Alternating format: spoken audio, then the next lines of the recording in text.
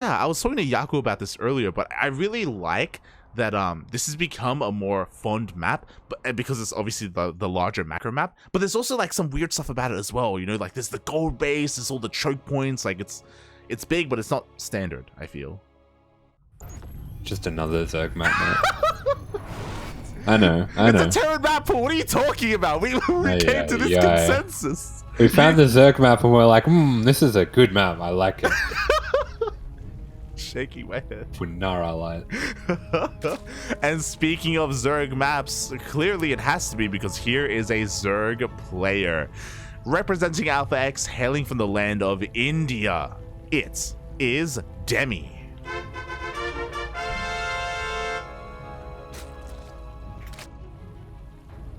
And spawning up in the top left-hand corner, representing Juggernauts and Vietnam, it is MeomaikA.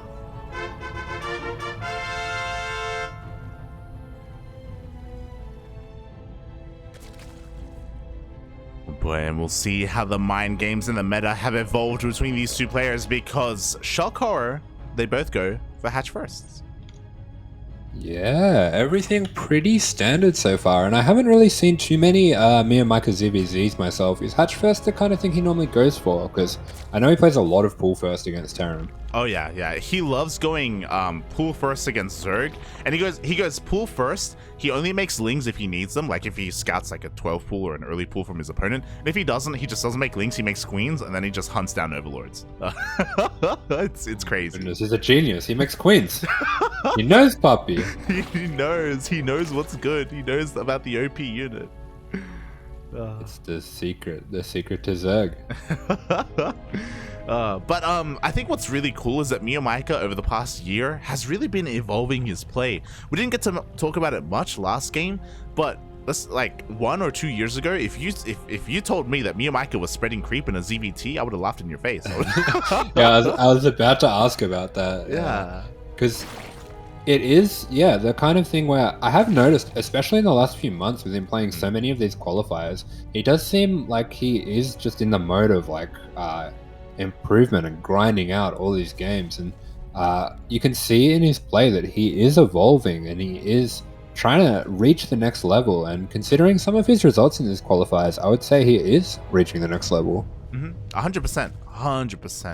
I do think that part of it is because he's being exposed a little bit more to the international scene.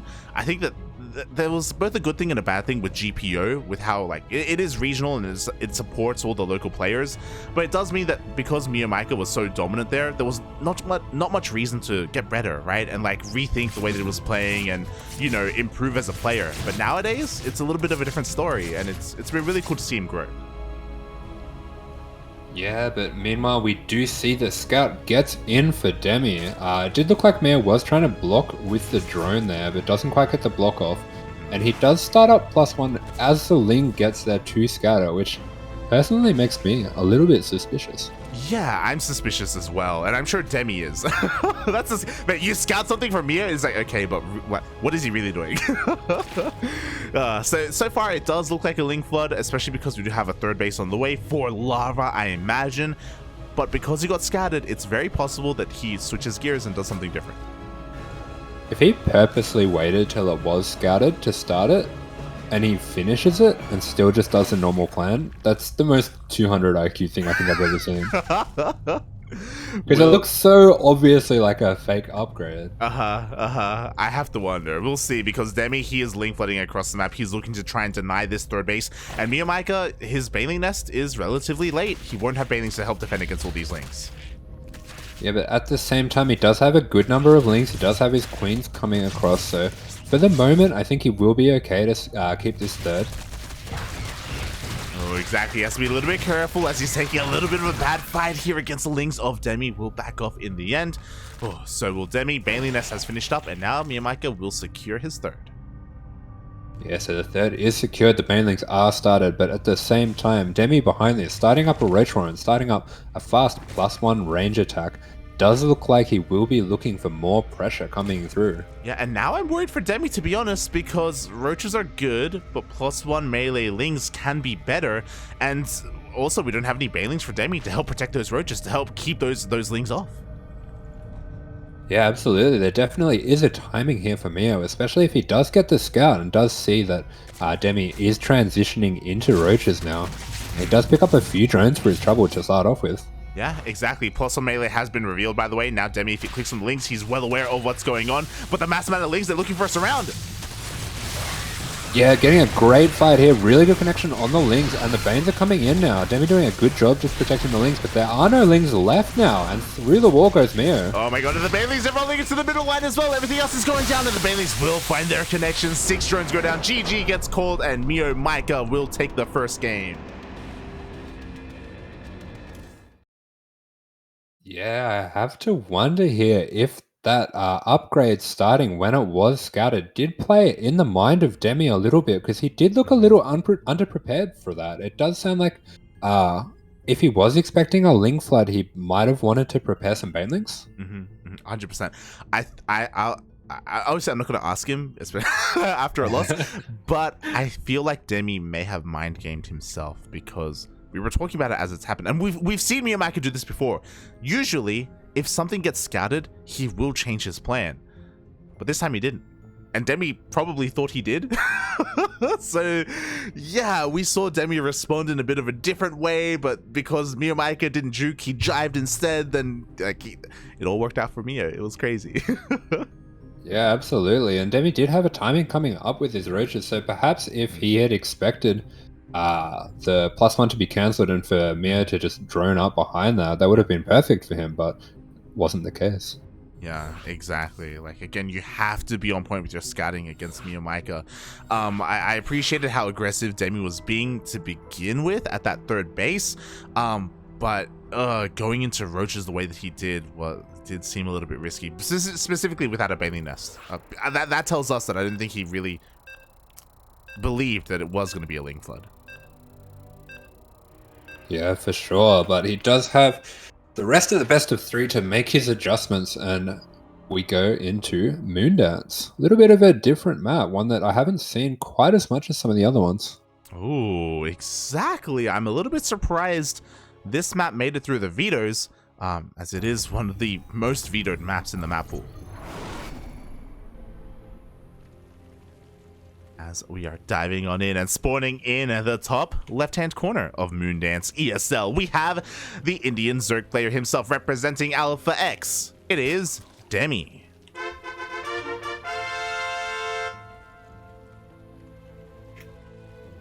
And spawning in the bottom right-hand corner of Moondance, it is the Vietnamese Zerg spawning in the blue, playing for Juggernauts. It is MeomaikA.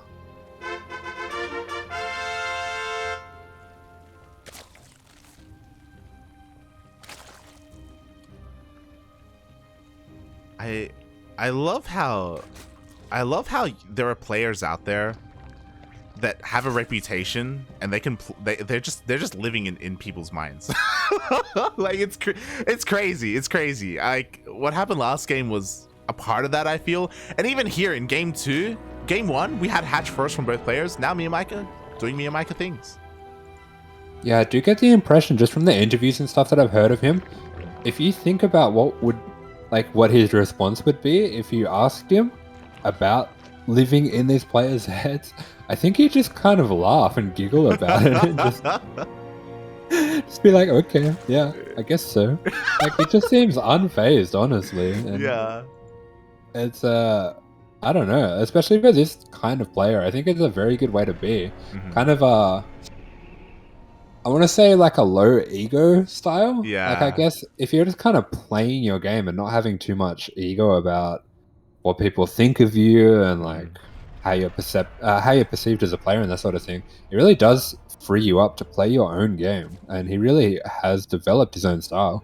Yeah, that's one of my favorite things that I love about MeomaikA as a player, is that he comes off really like jovial. Like he's like like, you know, like despite like the fact that a lot, like we have like this kind of villain like aura surrounding him about like how he's crazy and you know he beats all these players and he dominates the region and everyone's afraid of him and everyone's scared of him, and then you like see him at LAN or in real life and he's just like having fun, he's just smiling, he's like he's just having a great time. Yeah, there's like a weird like dichotomy there between those two sides of him. Yeah, he's a great guy. Yeah, I mean, he's not here to hurt you. He just wants to take the prize money and go spend some time at the beaches. It's just about the beaches, Bucky. Just spending some time with the beaches. Let's go. Oh my god. Meanwhile, we do see Demi coming out here with another bit of a link scout. He wants to confirm, okay, there's no fast third base here in the pocket. But, will he be able to get into the main? Up. It does have the scout denied in the main, and we are seeing something a little bit different coming out from MeomaikA. I almost wonder if he would have preferred this to be scouted, because this looks the same so far, but it's a very early +1 range. Yeah, very fast plus range. Looking at the vision here of Demi. Demi has not seen the Roach Warren, by the way, so he is playing in the dark right now. He is getting his own third. Interesting that he takes the pocket one, so a much safer move here from Demi. And just like last game, he's going to be making a lot of links here to apply pressure. Has +1 range himself behind this. Yeah, so far looking fairly similar from Demi, and I do like this as an approach, just to have your game fairly standard and fairly figured out and just make small adjustments based on what you see. And he does get a good scout. Yeah, he sees the Roach one. He has nice surface area here on this Evo chamber. We're going to have to see it cancel. We do see it cancel just barely in time. The links are going to slip in and get a full scout of the main base. Yeah, he does get into the main base. He does see the Roaches. He does see the Evo chamber researching. So I believe putting that all together, he should actually know exactly what's happening. Yeah, and just like that, he throws down 2 more spines. He recognizes, okay, you're going to hit a very strong +1 timing. Your Roaches are straight up going to be better than mine, but I have a faster third base behind this, and it's a pocket base, so it's very well defended. All I have to do is defend my natural. Yeah, Demi's got the spines, he's got the Roach Warren, and he's got the extra base, so I'm sure he would like, actually, for Meo to attack into him once he is prepared, but there is very little here waiting for these Roaches. Yeah, exactly. The Roaches of Demi are still in production. They're still on the way. MeomaikA's going to try and bust on through. He ends up encountering this Roach wall, the spine wall, and loses a couple of Roaches, and just like that, Demi pops out with his own.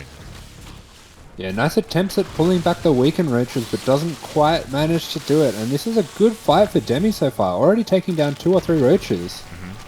Yeah, very good fight indeed. We have a couple of Ravagers on the way, but again, Demi has the defender's advantage. He will have the numbers over time. Looks like in a couple of seconds, +1 is going to finish, but can MeomaikA deny it? Up! Yeah, looks like +1 will just survive the Evo chamber going down moments later. Perfect timing for Demi. And Demi, realizing the seriousness of the situation, starting up a round of Lings as well. Oh, exactly. So far, the defense from Demi is looking pretty good, but the Files are going to connect there with that Spine Crawler. Despite that, though, again, with all these things coming in, Demi, he should be able to overwhelm this, and he will. Yeah, the Spine goes down, but he does make room behind his Roaches for the Lings to slip through. And he is chipping away at this Roach count. Yeah, exactly. The Ravagers are being focused on one after the other as well. Demi's Roaches are being quite weakened up, quite softened up, but it's not good enough. GG gets called. Demi fights back and defends. Yeah, beautiful defense there from Demi to tie up their series, and I'm sure that'll give him a lot more confidence going forward with his timings, with the Lings that he used to scout. That did work out really well for him. Oh yeah, that was pretty close as well, because if you remember, when the Lings were rushing in towards the natural base, MeomaikA just barely got the wall up and running, but it was a relatively late, reactive wall, and because of that, the Evo chambers, the buildings themselves, had very low HP, and Demi was just barely able to break on through and rush on in. The Ling Flood wasn't about dealing damage, again, it was all about scouting. Yeah, and Scout he did. He saw the +1, he saw all the Roaches popping just as they were popping, so perfect timing on the Scout for Demi, and we'll have to see how Meo adjusts this time. Exactly, as we're getting ready for game number 3, we are diving into the ace match, which is really the best way, the only way that this series could have gone. And yeah, it looks like we're going to be on Tropical Sacrifice. Tropical what? Sorry, Tropical Scarface. That's what I Thank meant to you. say. Yeah. Have you watched it yet, by the way? No. I don't think I'm going to. It's a good movie. It's a good movie. What do you mean? It's iconic. Is it tropical? It's in Miami. I'm not interested, man. I want tropical Scarface. Aye. Yes, we are getting ready here. Again, the other thing that's a bit of a shame is that this tournament is single elimination, not double elimination, so we are going to be saying goodbye to one of these players at the end of this game. Yeah, it is a little brutal for these two players to meet up a little bit earlier in the bracket, but it is a pretty stacked bracket already at this round of 8 stage. Oh yeah, plenty of Koreans, plenty of Europeans moving on as well. The other thing that's on the line that I just recognized is that Beastlork did end up going down to Arog Fire, which means that the winner of this series is going to be the highest placing Southeast Asian player. Nice. And we do know that Demi always gets the random prize, so... He does. The quote-unquote random prize. What do you mean? Look, we put the names into a random generator, all right? And it's just wherever the dice lands, wherever it falls. It's just the dice is just weighted. Dice, yeah, yeah, it's just weighted. Well, speaking of weighted dice, we did not weigh our dice for this player here in the top right-hand corner of Tropical Sacrifice. I almost said Scarface. Sacrifice ESL. We have the Indian Zerg player himself representing Alpha X. Oh my god! Getting 12 pulled. It is Demi.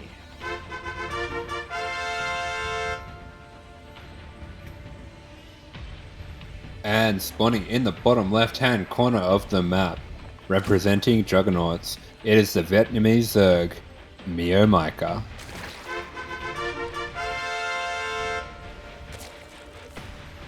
As a Terran player, do you ever like see these games and are you thankful that you don't have to be a part of this, or? I am not in the least bit shocked because I know that Zergs are complete degenerates. So for them to get their pool as early as possible and just apelings across the map, it's not shocking to me, puppy. This is how I imagine all ZvZs, I'm not gonna lie. Especially in Southeast Asia. Yeah, you're not wrong. Oh god. Oh, he's pulling the let's points, go. He's pulling the points. This is our Oceanic representative, by the way. Mia said, it's time for bed. We are done with this series. We're going to end it one way or another right now, and the Overlord sees the drones coming already, so let's see how Demi scrambles to prepare. Yeah, I love this. What a Chad move. MeomaikA, he doesn't want to avoid the Overlords. He doesn't care if Demi sees him coming because he believes that he has the micro, he has the control to end the game. Meanwhile, Demi, he went for a hatch gas pool, which again, most ideal scenario here for MeomaikA. Meo doesn't want to waste any time here at the natural. He's going for the kill. Meanwhile, he does have the best pool location. True. He does deny a little bit of surface area here. And he does have a good path for his drones to come through as they transfer to the natural when he does eventually do that. But at the same time, Meo is immediately focusing down the pool. Yeah, exactly. Meanwhile, he does have on top of the eggs. Ooh, gonna try and catch them, but in the end, Demi is able to keep all of his lings alive. Again, with the safety of these drones, he's gonna try and transfer down and evacuate towards the natural base. Yeah, but he does get a lot of his lings caught out in the middle there. Exactly, with the drone drilling from MeomaikA. Can he get on top of this? Can he stop the spine from going up? The spine will finish. Yeah, the spine finishes, the queen finishes, and this is looking pretty promising for Demi so far. Yeah. Oh, exactly, but a couple of things are happening. One, the spawning pool goes down, which means eventually MeomaikA is going to be able to waddle down here to the low ground with his spines. There we go. Can he pull it off? Can he even burrow them? Or are they going to be intercepted by all these drones? Yeah, me doing a great job using the drones there just to delay the burrowing of these spines as long as possible. And Meo is completely all in now with this attack. Oh my god, the spines are falling left and right. GG gets called and Demi does it. He takes the game and the series. Yeah, beautiful hold there from Demi, and Demi does get his revenge in the series and does go on to the round of 4. Wow, GG, well played. Congratulations there to Demi. He did the correct move. Usually, if you recognize what's happening, and I didn't see if he did it that game, you hide 1 or 2 drones in your natural base because you know that they're going to avoid it.